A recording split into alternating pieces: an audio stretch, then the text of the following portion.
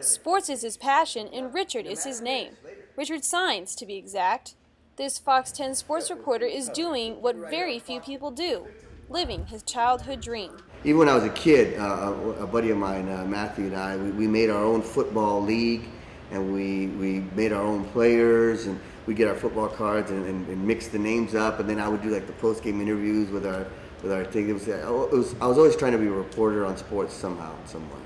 And every day he is reassured that he chose the right career. There's really nothing I do not like about this job. I really do love it. I wake up and I can't wait to go to work. It's an unbelievable feeling. When people ask me about this job, I tell them, well, it beats working for a living, because I really don't feel like I work for a living. I enjoy it so much.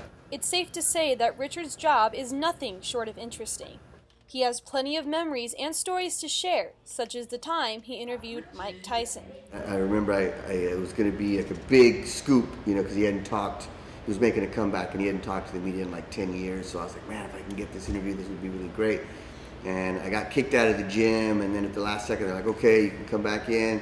They'll let you talk to him, but only after he gets his hands taped. And so he's getting his hands taped, and all of a sudden he looked over at me, like the corner of his eye, and he said, "No love." And everybody gets nervous when he walks in the room.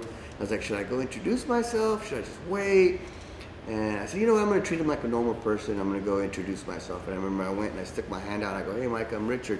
And right when I did that, he lunged at me and he goes, ah! And he goes like he's going to bite my hand. And I remember I jumped back and I got all scared. And he goes, I'm just kidding. I'll be with you in a second. And I looked back at my photographer. I was like, were you rolling on that? And he's like, no. And I'm like, ooh, thank God, because I know I jumped like a little girl.